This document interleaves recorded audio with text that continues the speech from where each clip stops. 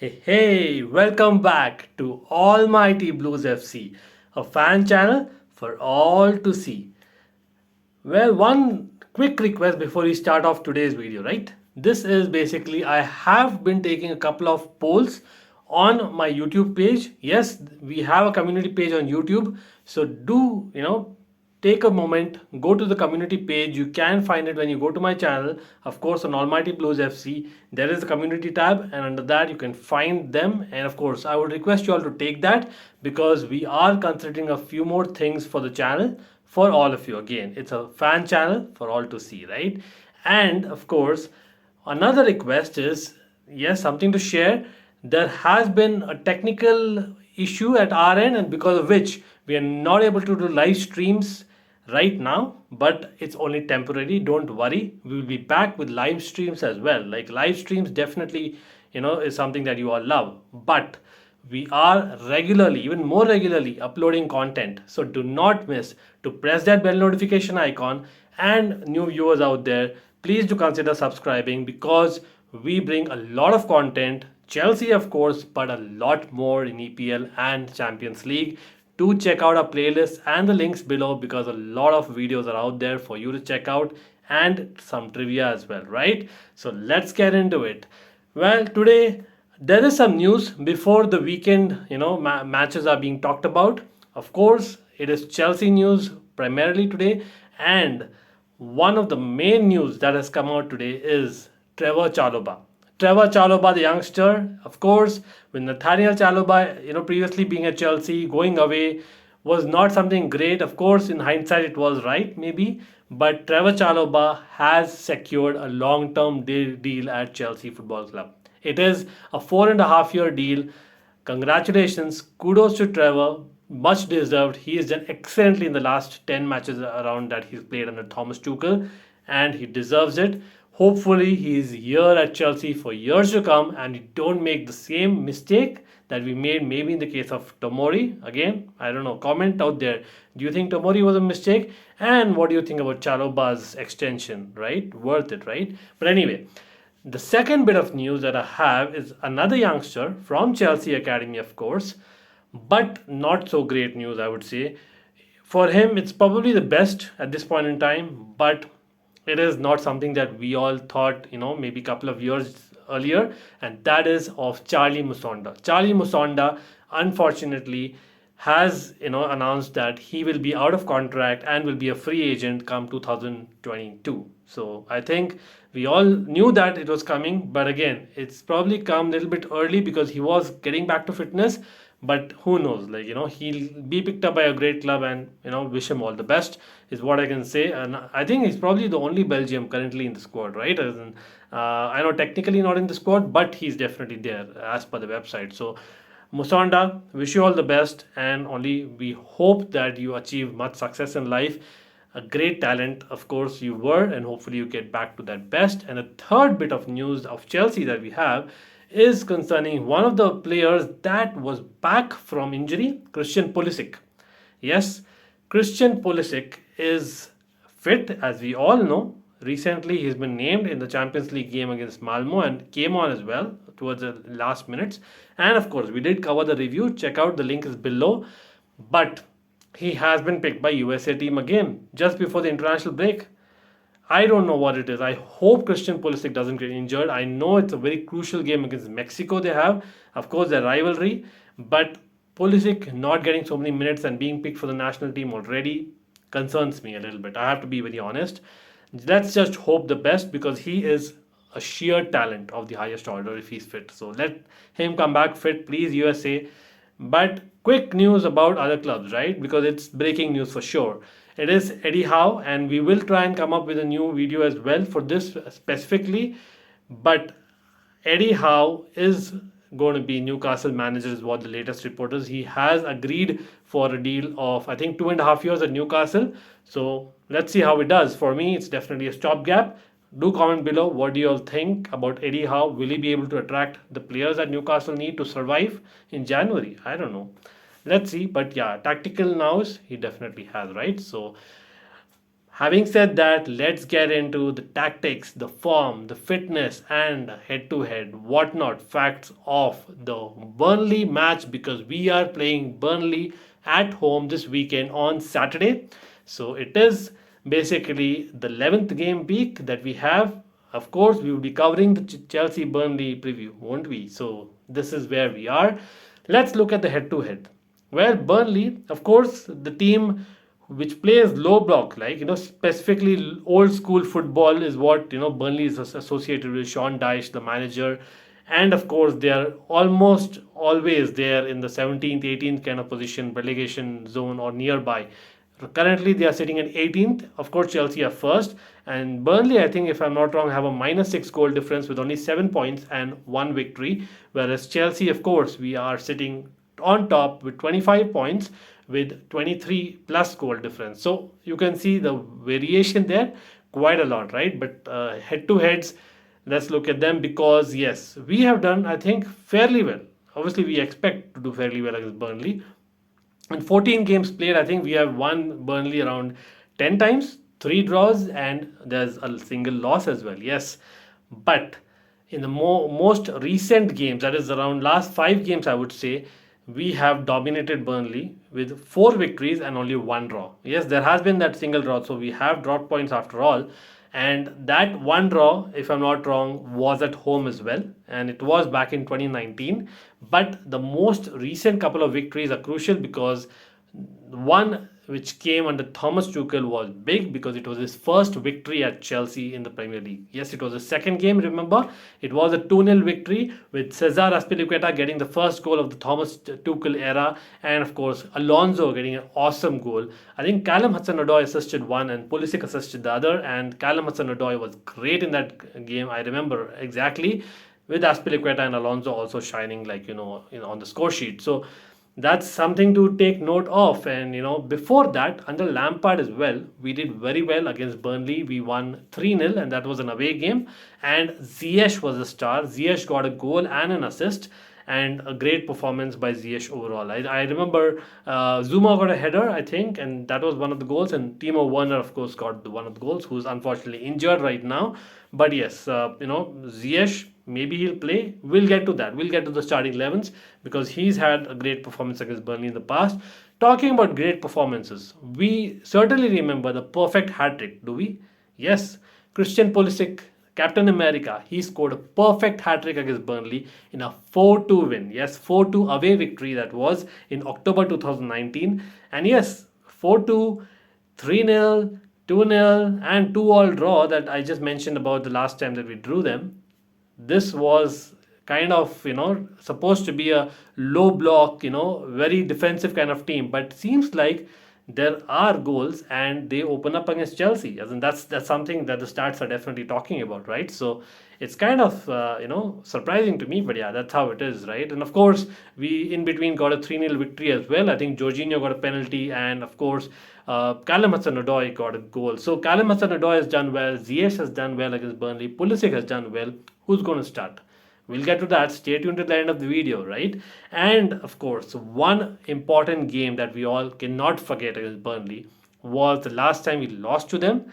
That was at home. So at home, we have not done greatly, I would say, compared to like the overall record of against Burnley. So at home, we did not even draw in 2019, but we lost, I think, in 2017. That was 2-3. And that was, I think, the very first game of 2017-18 season, if I remember right. Comment below if I'm incorrect, but if I remember right, it was, of course, David Luiz getting that last minute, kind of effort, which almost kind of made it interesting the last few minutes. But before that, Morata had got a goal, and Cahill had got a red card. Fabregas had got a red card with 9 men. Yes, 3-2 we lost, and crazy first day of the season. I still remember that. But anyway, that's something interesting about Burnley. So some matches there, definitely high scoring, needless to say, like I say again, right? So, but very important facts that we need to know, interesting of them, right? As in, one person that Burnley has had in recent times is Maxwell Cornet. Maxwell Cornet, their forward, has done excellently well. Not only is he really threatening when it comes to pace and just the strength, but he has scored in, I think, he has scored 4 goals in 5 Premier League appearances. And that's his first 5 Premier League appearances. So this is basically a joint record for the first 5 Premier League appearances scoring 4 goals in EPL for a relegation side. Yes, a side in relegation. And you know whom he's equaling? It is ex-Chelsea man, Dembaba. Yes, Dembaba used to be in relegation zone with West Ham United. And I was really surprised when I read this as well. Dembaba, we all remember the exploits he had at Newcastle, but West Ham, yes, it was a short period that he was at West Ham for before they got relegated. I think to 2011-12 season, if I remember right. Again, do comment below if you recall anything about that. But yes, he was in great form then. I remember Newcastle signed him. But yeah, that's what Maxwell Cornet is equaling. Thomas Tuchel is also kind of getting to a record or almost there, I would say, near record, I would say. Like, let's give him that. It's because it's his 30th Premier League appearance as a coach of Chelsea, of course, and he's already achieved 18 clean sheets with Chelsea. And that is the second highest, yes, the second highest number of clean sheets in the first 30 EPL appearances as a coach after another Chelsea man, Jose Mourinho. Jose Mourinho, of course, he got it. 2004-05 season, right? It's but obvious.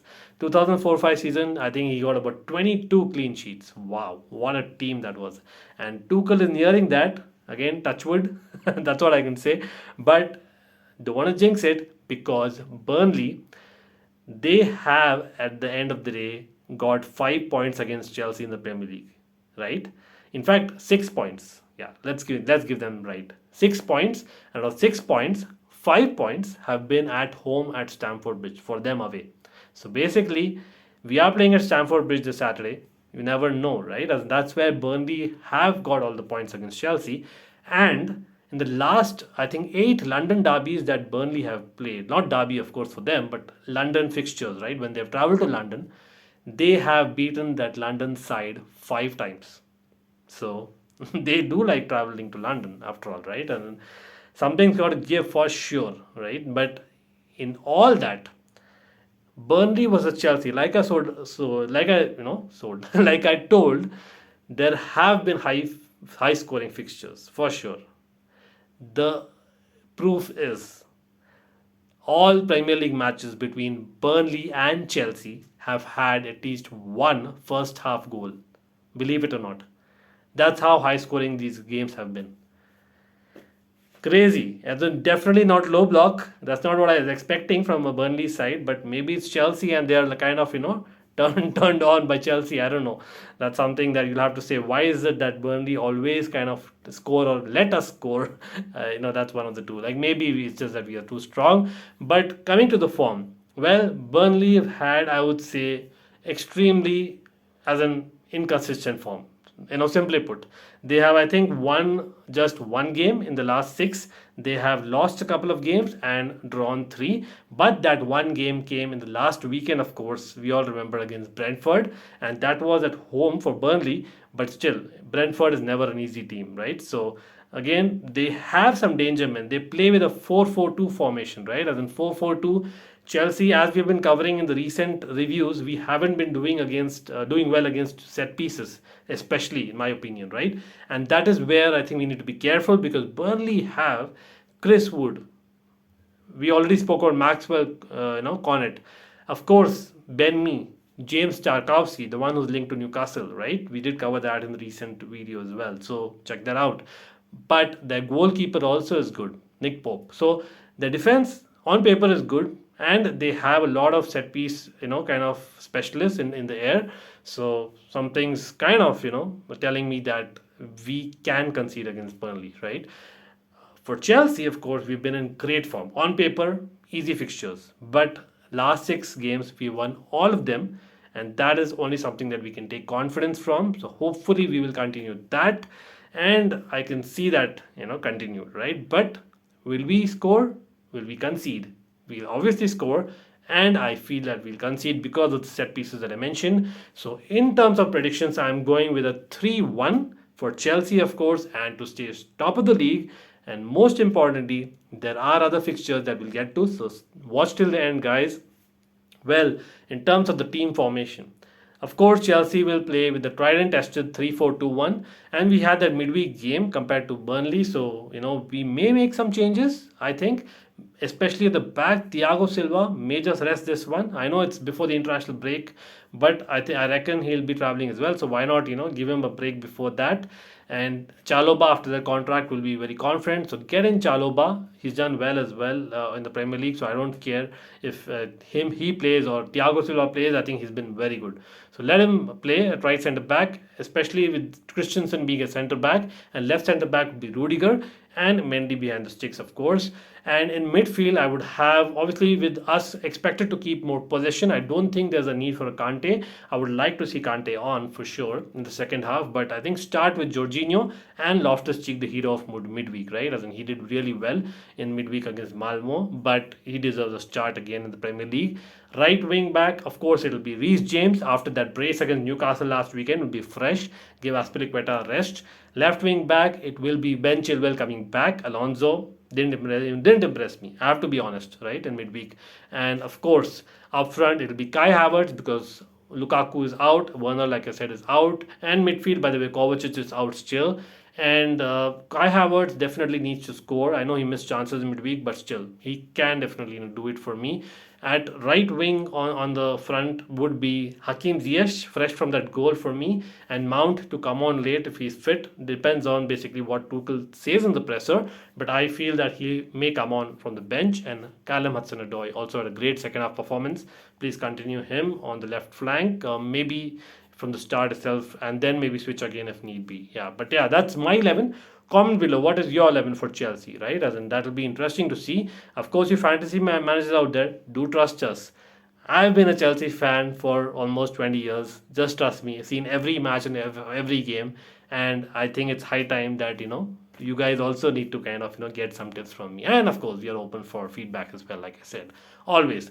Coming to the other matches, the reason why it's important is because there can be a gap created between Chelsea, Man City, and Liverpool. Of course, especially with Man City, a further gap because Man City are playing in the big game away to Man United. Man United, fresh from that draw, again, relying on individual quality. Will it be good enough? For me, Man City looks great. Honestly, even in Europe, they've been looking great, and I can see a lot of goals in this one, and especially with Man United missing Varane. But Man United, we all know, can score goals for fun, especially at Old Trafford. So I can see a 2-2 draw. Yes, I'll be happy with the Man United win because of Man City being a real challengers, but a draw is something that I'll take, and I can actually see that happening because Man United have done decently well against City in Ole's side recently, right? Again, do comment below what are your predictions. That's a big game for the weekend if we had to predict that. Of course, there's an early kickoff as well between Southampton and Villa. So that one I see a draw again. I know too many draws sitting on the fence. No, it'll be a score draw or 1-1 is what I'm going with because Villa haven't really impressed much this season, I would say. And Southampton are the draw merchants of the Premier League. So 1-1 is what I'm going with. And of course, Sunday also there are a couple of big games. Arsenal are having a London derby hosting Watford. Arsenal will be continuing their exploits, I think, and Arteta has got them ticking. I must raise my hand up saying that, hey, I said that he will not tick. But yes, he's not a great manager, but he's definitely tactically not that bad either. So I can see Arsenal continuing their run and utilizing their momentum that they have. So I can see a win for Arsenal, but a close one at that. It's a derby. So 2-1 for Arsenal. And Everton play Spurs. Of course, Antonio Conte's first match against Spurs. And the midweek game that they had against Vitesse was interesting. Of course, with them getting the early lead and then conceding 2 and then a red card for them and then 2 red cards for the opposition. Crazy game, right? But I think it was the first game, so you can give him that. I think in the second game, which will be the first game of the Premier League for him, also will be a little bit too early for him to get used to the players, etc. So I think Everton also are not too bad. They concede though, so I can see a high-scoring draw of 2-2 again. Again, put your comments below in your predictions. What do you think? And last but not the least, it's West Ham United and Liverpool. A close game, but Liverpool unbeaten. I have to give them that. I can see Liverpool again beating a team in Premier League and coming back from that last week's draw as 3-1 away victors. Let's see what you all think. Again, thanks for watching. Do subscribe, press that bell notification icon, and put in your predictions, especially for Chelsea. Come on, you Blues. We gotta do it before the break. Thank you.